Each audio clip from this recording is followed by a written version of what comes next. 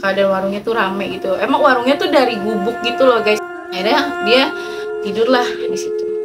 Pas dia bangun dia kaget, kita di mana ya? Terus Mbak Denti yang langsung kayak, di mana sih orang di warung? Bangun, bangun, kamu bangun. Nah, dilihat sama Mbak Denti secara seksama, ternyata dia tuh ada di semak-semak pinggiran hutan. Halo guys, assalamualaikum warahmatullahi wabarakatuh. Baik lagi di YouTube channelnya Dunia Maya Dalam Misteri bareng gue lagi, Maya Marisa. Kali ini gue mau cerita tentang kisah mistis yang ada di daerah Jalur Alas Roban. Mau tahu cerita selengkapnya seperti apa? Yuk, jangan lupa dan tonton terus ceritanya.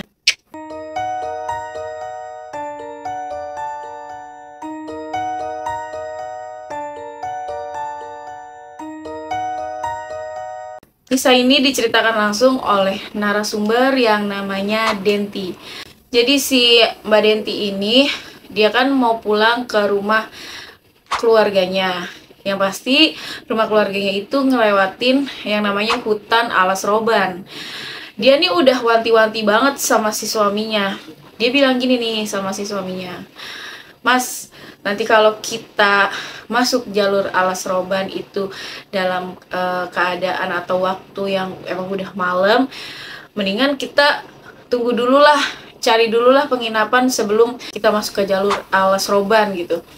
Tapi si suaminya bilang, enggak kok, tenang aja, karena ya kan mau hari raya Idul Fitri juga, terus mungkin nanti juga pasti ketemu sama orang-orang di jalanan, jadi kita nggak bakal kesepian, kata suaminya nih.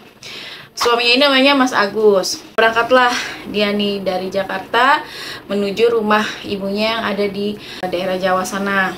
Perjalanannya itu katanya subuh dia jalan. Awalnya sih ya biasa-biasa aja, karena emang yang namanya kadang kan momen lebaran setahun sekali gitu kita ketemu sama keluarga, kan rasanya hati kita udah girang banget, hati kita udah seneng banget gitu ya. Kayak kita mau pergi nih 2-3 hari lagi, tapi nih rasanya hati kita nih udah ada di sono gitu. Kayaknya udah seneng banget dah gitu ya. Nah, ini yang dirasain sama Mbak Denti sama Mas Agus, dimana dia tuh seneng banget pengen ketemu keluarganya di kampung halaman. Ternyata jalanannya emang cukup padat pada waktu itu, jadi mengakibatkan pada saat trek menuju ke jalur Alas Roban ini, Mbak Denti itu udah memasuki waktu Isya ternyata. Berarti kan udah malam ya. Nah, sempet agak ragu nih Mbak Denti. Dia bilang gini sama suaminya, Mas, kayaknya kita cari penginapan dulu deh. Nanti besok subuh atau mungkin agak siang kita baru jalan lagi. Yang penting kita udah mau sampai di rumah mama. Tapi si suaminya kayak ngeyel gitu loh guys, kayak udah ayo jalan, daripada kita nginep, aturan kita udah nyampe hari ini, kita jadi harus nyampenya besok, terus ketemu mamanya jadi lama lagi. Padahal ya kalau dipikir-pikir ya cuman hitungan jam aja gitu loh guys. Tapi kayak suaminya itu emang udah nggak sabar. Si Mbak Denti ini menegaskan dan nekenin lagi nih si suaminya. Mbak Denti ini kayak ngebuka cerita gitu, kayak, Mas, kamu tau gak sih, di jalur Alas Roban itu kan banyak kisah-kisah mistis dan kisah-kisah misterinya, Mas, gitu. Pertama ada kabar tuh yang namanya kuntilanak pencari tumbal. Kedua itu ada bus hantu. Kamu nggak takut, Mas? Kalau aku terus terang aja takut. Nah, suaminya ini kan kayak orang ya percaya nggak percaya gitu ya, kayak orang skeptis lah gitu. Nah, suami ini malah ngomong kayak gini sih ke si Mbak Denti, udah kamu gak usah mikir yang macem-macem, udah fokus aja tujuan kita pulang ke rumah mama, fokus aja ke situ, gak usah mikirin yang kuntilanak cari tumbal, gak usah mikirin juga yang namanya bus hantu dan lain-lain sebagainya, udah gak usah dipikirin. Yang penting gimana caranya kita hari ini harus sampai ke rumah mama gitu. Ya udah ya, mau gimana lagi, karena suaminya nih si Mas Agus ini udah ngomong yang kayak gitu ya, Mbak Denti ya udahlah terserah lu aja, ibarat katanya. Toh juga yang ngendarain motor dulu, kalau gue sih di belakang tinggal merem aja, kasarnya gitu. Karena udah ya ada beberapa menit dia kayak cekcok dan ragu gitu, akhirnya dia jalan nih si Mas Agus sama si Mbak Denti.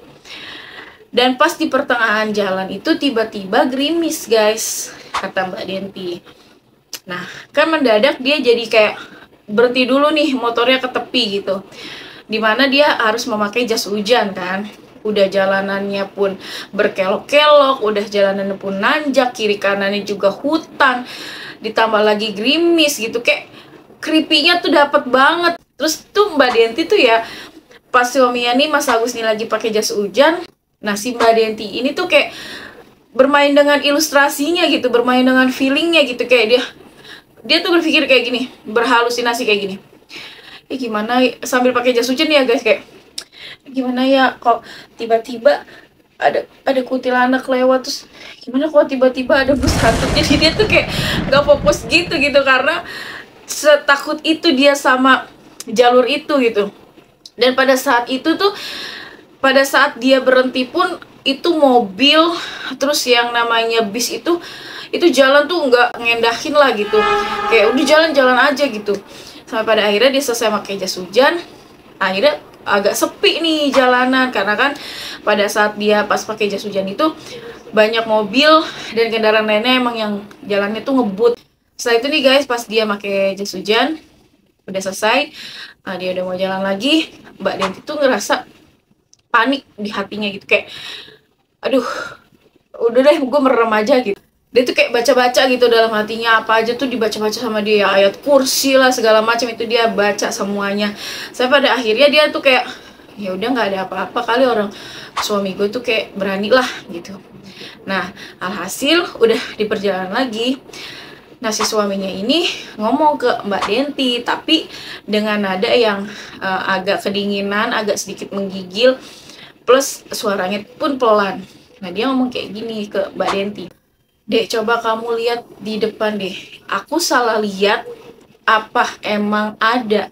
Mbak Denti ngomong kayak gini ke suaminya, "Apaan sih mas? Nggak jelas banget. Udah itu yang namanya itu pohon." Enggak deh, ini nggak pohon," gitu ya. "Coba lihat ke depan. Aku salah lihat apa emang gimana? Soalnya ini lain pohonnya." Gue paling enak kalau udah ada di posisi kayak gini. Kayak misalnya kalau lu yang ngeliat, udah lu aja nikmatin tuh ya yang namanya keindahan hutan ya. Nggak usah lu ngajak-ngajak bini lu ya yang udah nahan-nahan lu. Ketiba badan ini kayak, apaan sih, ada apa sih gitu. Nah pas dia lihat itu sosok perempuan berdiri di depan jalan, pas banget. Jadi jalanannya kan lurus gini kan. Nah, sosok perempuan itu ada di depan, dan posisi motornya itu Mas Agus itu mengendarai itu nggak kenceng gitu. Dia tuh agak sedikit pelan karena mungkin keadaannya kedinginan gitu ya, jadi agak kram mungkin tangannya. Nah, perempuan itu tuh kena sorot lampu dari motornya Mas Agus, dan dia ngelihat sosok perempuan ini bajunya tuh warna broken white. Lu tau kan warna broken white, yang dibilang krem enggak, dibilang putih juga enggak gitu. Plus ada bekas kotor-kotoran tanah. Yang kayak gini gue nggak demen nih. Mbak, lu udah tahu itu jenisnya dari baju aja udah kelihatan ya. Modelannya bukan pohon, bukan orang. Kalau jadi gue mending gue merem. Ya apa gue pura-pura amnesia aja mendingan. Nah ini sama Mbak Denti tuh enggak. Dilihatlah terus sampai pada akhirnya kesorotlah muka si perempuan ini. Dan alhasil Mbak Denti sama Mas Agus itu ngelihat muka atau wajah dari sosok perempuan yang emang udah lama berdiri di depan itu. Posisinya matanya melotot, hidungnya tuh lurus gini. Jadi kalau manusia kan ada lekukannya, kalau dia nggak ada. Plus dia tuh kayak nyengirnya sampai ke hampir kuping guys. Terus dia posisinya dia tuh lagi nyengir, kehujanan, kesorot lampu, terus dia tuh lagi kayak gini, kayak manggil-manggil gitu. Nih yang gue nggak demen juga nih. Maksudnya lu setan, nggak usah juga lu ngulap-ngulap begini, ya. Jadi kayak modelan nih, balon-balon yang ada di toko-toko mainan gitu yang begini-begini nih modelannya ya. Nah si Mbak Denti pas ngeliat kejadian itu, pas ngeliat tuh fokus ke mukanya, kata dia seketika tatapan dia langsung gelap. Nah gue nggak tahu kenapa tatapan dia katanya langsung gelap. Terus dia bilang sama suaminya, "Mas, aku nggak kuat." Nah, Mas Agus ini langsung tancap gas, ngebut kenceng. Dan kalian tahu, sosok perempuan itu nggak cuma berdiri waktu Mas Agus ngelewatin dia, tapi sosok perempuan ini malah terbang di samping Mas Agus sama Mbak Denti sambil kayak gini, kayak senyum.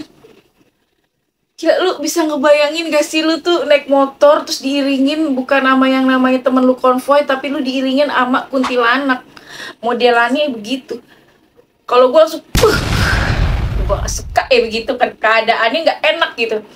Akhirnya udahlah nih, Mas Agus tancap gas terus Mas Agus sambil kayak baca-baca istighfar sambil takbir gitulah. Nah, akhirnya hilang tuh kayak tus gitu. Hilangnya juga kayak ya udah hilang aja gitu, kayak menghilang itu. Nah, pas pertengahan jalan lagi, akhirnya dari kejauhan itu Mas Agus ketemu sama warung. Warung itu posisinya rame, terang. Terus Mas Agus tuh ngomong ke Mbak Denti kan, "Dek, kita berhenti aja dulu di warung," gitu. Mbak Denti tuh kayak udah lemes banget gitu megang jas hujan dari si Mas Agus ini, guys. Kayak, aduh, gue nggak tahu deh gue bisa bertahan apa enggak gitu. Tapi pas si Mas Agus ya bilang suruh berhenti dulu di warung, akhirnya Mbak Denti mulai kayak agak ada tanda-tanda kehidupan manusia nih selain dia. Kayak benar aja dia ada di warung. Warung itu kayak nyediain kayak makanan nasi kucing gitu loh, guys. Kalau yang di angkringan-angkringan gitu kan kayak ada nasi kucing gitu. Pas dilihat, yaudah warung bener gitu. Dan banyak orang juga yang lagi ngopi, terus lagi kayak makan Indomie, yang makan nasi kucingnya juga gitu, kayak makan gorengan gitu. Dan banyak lah, ibarat katanya di warung itu tuh banyak orang lah gitu. Nah, akhirnya Mbak Denti sama Mas Agus itu berhentilah di warung itu. Terus dia mulailah pesan, Mbak Denti waktu itu pesan teh anget, terus suaminya itu pesan kayak susu jahe anget. Nah, udah selesai pesan dibikinin lah. Nah, yang jaga warung ini kayak nenek-nenek tapi yang nggak tua banget, sama kakek-kakek itu yang nggak tua banget, ibaratnya paruh baya tapi yang dilihat itu kayak masih muda gitu loh. Nah, akhirnya dibikinin lah tuh teh sama susu jahenya. Sambil si Mas Agus ini juga kayak makan pisang goreng, beberapa pisang goreng itu. Terus Mbak Denti tuh kayak makan nasi kucing. Sampai pada akhirnya tuh Mas Agus bilang ke Mbak Denti, "Gimana kalau kita berhentinya di sini dulu aja, nanti kita istirahat di sini, ya tidur sejam 2 jam lah gitu. Toh kita juga kayaknya udah lelah banget, terus kita juga udah ditampakin penampakan yang emang ekstrim banget." Terus kata Mbak Denti, "Ya udahlah, nggak apa-apa." Tuh dilihat Mbak Denti juga emang keadaan warungnya tuh rame gitu. Emang warungnya tuh dari gubuk gitu loh, guys, dari kayak tikar anyam gitu, tapi tuh bagus gitu, rame pula gitu, kayak anget lah gitu di situ. Si Mas Agus ini bilang nih ke si yang penjaga warung ini, si mbahnya ini, dia bilang kayak gini, "Mas Agus, Mbak, kalau aku sama istri aku istirahat di sini nggak apa-apa, tapi pakai bahasa Jawa, gue kagak bisa ngomong bahasa Jawanya." Nah, terus udah gitu kata si mbahnya, "Ya nggak apa-apa gitu, mau istirahat istirahat aja, tidur juga nggak apa-apa. Nanti kan kalau udah bangun tidur enak, udah seger gitu, nanti bisa melakukan perjalanan lagi gitu." Ya udah, akhirnya udah diizin kayak gitu. Ya Mas Agus bilang makasih. Nah, akhirnya Mbak Denti yang udah kenyang, udah ngerasa anget gitu, udah ngerasa nyaman, Mas Agus juga, akhirnya dia tidurlah di situ. Nah, awal pertama kali bangun itu Mas Agus, karena Mas Agus tuh ngerasa kayak ada tetesan air gitu loh ke wajah dia gitu. Nah, dia bangun. Pas dia bangun, dia kaget. Dia itu tidur di semak-semak sama si istrinya ini, sama si Mbak Denti. Nah, dia tuh langsung bangunin gitu. Dia bangun deh, bangun deh, bangun deh. Kita di mana ya? Terus Mbak Denti yang langsung kayak, "Di mana sih orang di warung? Bangun, bangun, kamu bangun." Nah, dilihat sama Mbak Denti secara seksama, ternyata dia tuh ada di semak-semak pinggiran hutan, yang dimana nggak ada warung sama sekali. Dan dia nangis sejadi-jadinya sampai dia kayak bener-bener, aduh, katanya gue udah nggak kuat lah gitu. Akhirnya dia nangis, terus suaminya bilang, "Ya udah, sabar, udah yuk kita jalan lagi, bismillah, ingat sama Gusti Allah." Terus dia pergi lagi, dan alhamdulillahnya sampailah di tempat tujuan, di mana di rumah mamahnya dari si Mas Agus dan Mbak Denti ini. Dan akhirnya beliau menceritakan lah kisah pengalaman dia selama dia jalan melewati jalur Alas Roban. Dan ternyata memang ada sosok penunggu di jalur Alas Roban itu, nenek-nenek sama kakek-kakek. Dan warung itu ternyata memang warung goib guys yang ada dan pernah viral di jalur Alas Roban. Duh, kayaknya kalau gue ada di posisi itu gue kayak bakalan, ya gue nggak tahu harus kayak gimana ya. Untungnya gue kagak punya kampung. Kadang gue suka tersedih-sedih gitu guys kalau misalnya mau lebaran gitu ya, orang pada berbondong-bondong, berendong petong gitu, dia pengen naik bus gede. Gue kagak punya kampung, sianan banget ya hidup gue. Tapi pengalaman punya kampung enak ya Mbak Denti dan Mas Agus. Oke guys, sampai sini dulu cerita gue kali ini, dan gue bakalan datang lagi dengan cerita-cerita yang menarik dan horor pastinya. Dan buat kalian nih yang punya pengalaman kisah horor, bisa banget DM ke Instagramnya Maya Marissa itu aja udah, atau bisa banget kirim WhatsApp ke nomor yang emang nanti gue tulis di link kolom deskripsi. Oke, gue Maya Marissa pamit undur diri dan sampai jumpa di cerita berikutnya. Assalamualaikum warahmatullahi wabarakatuh. Bye bye.